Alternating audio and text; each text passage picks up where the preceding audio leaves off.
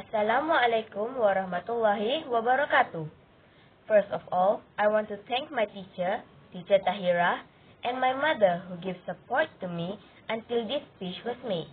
Dear friends, ladies and gentlemen, my speech for today is science. Dear friends, ladies and gentlemen, I want to tell you why science is so important, and I will also explain a main reason why we should study science that I know. Science, of course, is a vast field of study. This list of reasons is far from comprehensive as to why we should study science.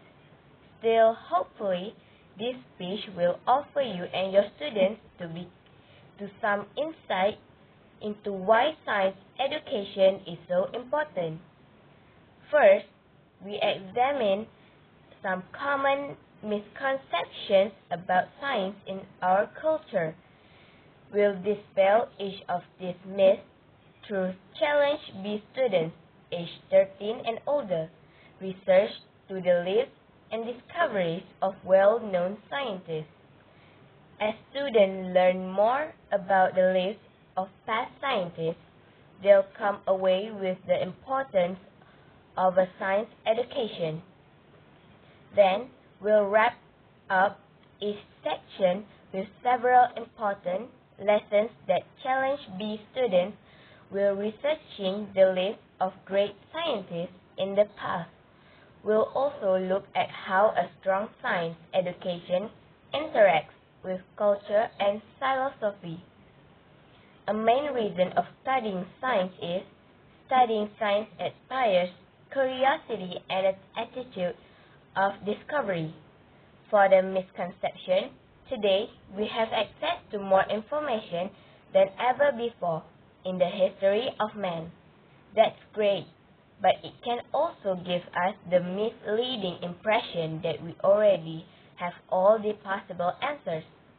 Unfortunately, our superabundance of information creates the illusion that science is settled. The virtually all there is to be known has already been discovered, and not much can be added to the existing body of knowledge. Google is a powerful tool, but we can't Google our way to scientific knowledge. Now for the truth, in fact, science is not about settled facts. Rather, science is about inquiry, gathering evidence, formulating hypotheses, designing experiments, and innovating. Science is creative, inspires curiosity, and encourages an attitude of exploration.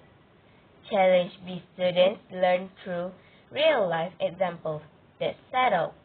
Science has routinely been re-energized by new ideas throughout history. Consider Louis Pasteur and the scientific theory of spontaneous generation. Until the 19th century, scientists and natural philosophers maintained that living organisms will come into existence from non-living matters. Louis Pasteur disproved this theory by sterilizing beef broth and noting that the broth did not produce microorganisms when properly isolated from contamination. When he exposed the broth to the environment, however, microorganisms began to develop. Through experimentation, Louis Pasteur overturned over 2 millennia of settled science. Furthermore, scientific innovations do not come out of nowhere but instead build upon previous information viewed in a new light. A fantastic example, this is Johannes Kepler, who worked with existing understanding and calculations but had the aha moment of realizing that in order to fit the observed data, the planet's orbit has to be elliptical rather than circular.